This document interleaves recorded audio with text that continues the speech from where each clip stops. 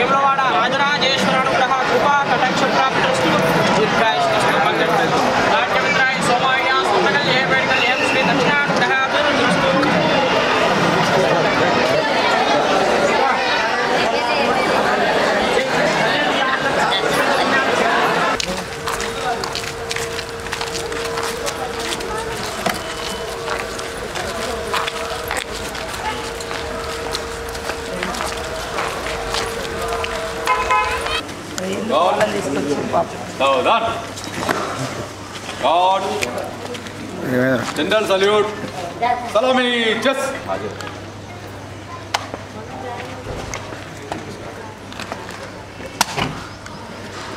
దైవ దర్శనంలో పాల్గొన్న మా సోదరుడు ఆది సీనన్న గారికి మిగతా మరి ఎండోమెంట్ అధికారులకు అందరికీ కూడా పేరు పేరున హృదయపూర్వక నమస్కారాలు.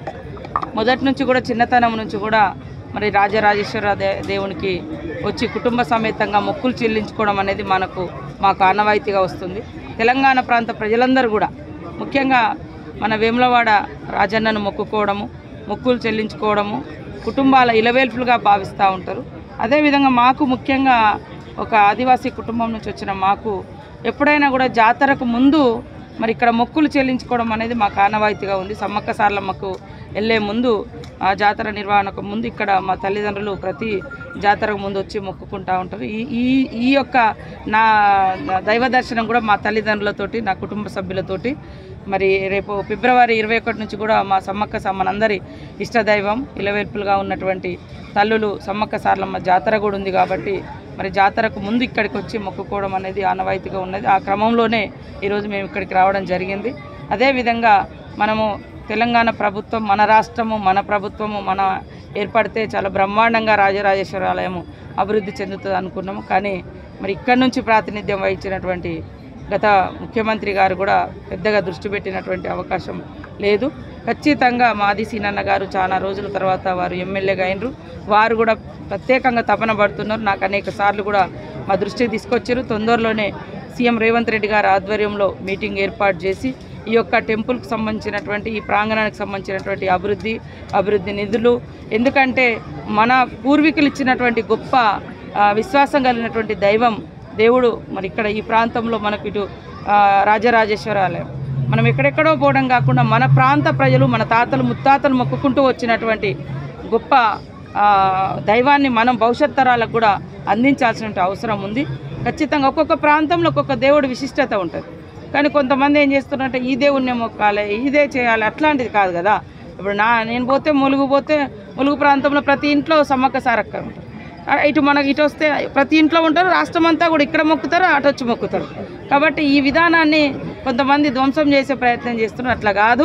మన ఇష్ట దైవాలు మన పూర్వీకులు ఇచ్చినటువంటి దేవులు వాళ్ళ ఆ యొక్క గొప్పతనాన్ని కూడా మనం కాపాడుకుంటూ ఈ ఆచారాలు సాంప్రదాయాలను కూడా భవిష్యత్ తరాలకు అందించే విధంగా ఈ యొక్క దేవుళ్ళ యొక్క గొప్పతనం విశిష్టత భవిష్యత్ తరాలకు అందే విధంగా కూడా మరి అభివృద్ధి జరగాలి, చరిత్రను నిలపాల్సిన అవసరం ఉంది. తొందరలోనే సీనన్న అధ్యక్షతన సీఎం గారు తొందరలోనే మీటింగ్ ఏర్పాటు చేసి ఈ కార్యక్రమాలన్నీ కూడా సమీక్షించి భవిష్యత్తులో ఇక్కడ కావాల్సినటువంటి అభివృద్ధి కార్యక్రమాలకు కూడా నిధులు ఇవ్వడం జరుగుతుంది. నిన్నటి రోజున ఎమ్మెల్యే కేటీఆర్ సీఎం అంటే మాజీ సీఎం కుమారుడు కేటీఆర్ కరీంనగర్లో మాట్లాడుతూ త్వరలోనే కేసీఆర్ మళ్ళీ ముఖ్యమంత్రి చేస్తామని చెప్పేసి ఆయన బహిరంగంగానే ఒక స్టేట్మెంట్ రిలీజ్ చేశారు. దానిపైన మీ కామెంట్. విధ్వంసపు రాజకీయాలకు వాళ్ళు పాల్పడుతున్నారు. ధ్వంసపు రాజకీయాలు ప్రజాస్వామికంగా మమ్మల్ని 65 మందిని మా ప్రతిపక్షంతో కలిసి సఫిషియంట్ నెంబర్ ఇచ్చారు అసెంబ్లీకి కావాల్సింది. అంటే ఎంతసేపు కూలుస్తాం అంటే అధికారం లేకుంటే వాళ్ళు ఒక్కరోజు కూడా బతకలేకపోతున్నారు అనడానికి ఇది ఒక నిదర్శనం.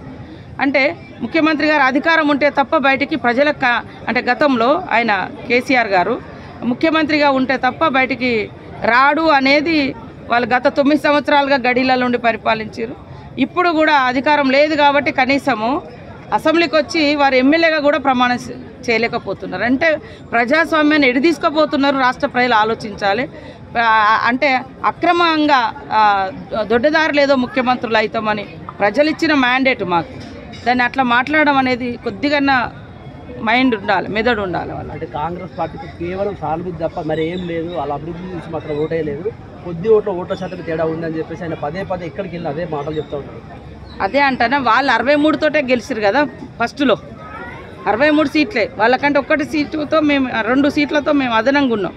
మరి అదే అంటున్నా, ఇంత నీచపు కుళ్ళు రాజకీయాలు ఎందుకు? ప్రజలు ఇష్టంతో గెలిపిస్తారు కాబట్టి వాళ్ళు చేసే అటువంటి ఈ దుర్మార్గపు ప్రయత్నాలను తిప్పికొట్టే ప్రజలు మా పక్షాన 65 నెంబర్ మాది.